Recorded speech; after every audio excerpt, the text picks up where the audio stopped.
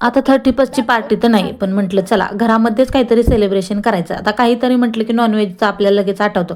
पण आज होती एकादशी, त्यामुळे नॉनव्हेज वगैरे काहीच नव्हतं. म्हणून आज आम्हाला बनवायचं होतं पावभाजीचा बेत. तर पावभाजी मुलांना खूप सारी आवडते, पण नॉनव्हेजपेक्षा कमीच आवडते. पण नॉनव्हेज आज बनवू शकत नव्हतं. आज एकादशी असल्यामुळे सर्वांचा मूड ऑफ झालेला होता. कारण 31 डिसेंबरला सर्वांचं नियोजन आपलं नॉनव्हेजवरती असतं. बिर्याणी वगैरे सर्व काही मुलांना खूप आवडतं, पण आज काही ते बनवण्याला इंटरेस्ट नव्हता. कारण आज होती एकादशी आणि मुलांना सांगितल्यामुळे त्यामुळे त्यांना जराशी या गोष्टींचा कंटाळा आलेला होता. कारण मम्मी आज नॉनव्हेजच खायचं. पण म्हटलं नाही, आज एकादशी आहे तर हे सर्व काही तुम्हाला भेटणार नाही. तर त्याआधी मी इथे देवाची पूजा करायला घेतली. म्हटलं स्वयंपाक करायच्या आधी जर हे कामं उरकून घेतले तर सकाळी टायमात व्यवस्थित होऊन जातात. म्हणजे पूजा वगैरे आपल्या टायमात होऊन जाते. कारण जर एकदा स्वयंपाकाला लागलं की मग विसरून जाते पूजा. म्हणून म्हटलं आधी पूजा करून घ्यावी आणि मग लावगा. ऊपर से निकला बम, 2026 खत्म. नीचे से निकला आलू, 2026 चालू. तर साईची अशी काहीतरी बडबड चालू होती.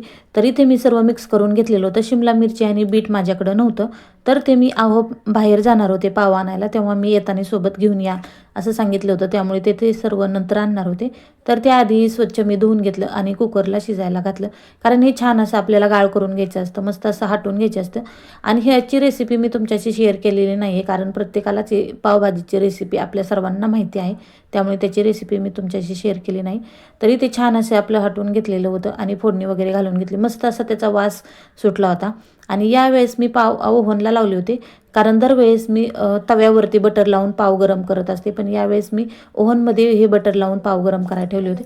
तर तुम्ही बघू शकतात अशा पद्धतीने क्रिस्पी खूप छान असे आपले पाव भाजून निघालेले होते आणि खायला पण खूप मस्त झाले होते.